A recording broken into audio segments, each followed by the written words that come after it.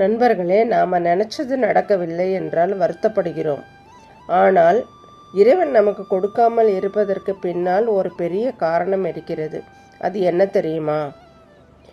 ஒரு ஏழை விவசாயி தினமும் இறைவனிடம் மழை பெய்ய வேண்டும் என்று வேண்டினாள்.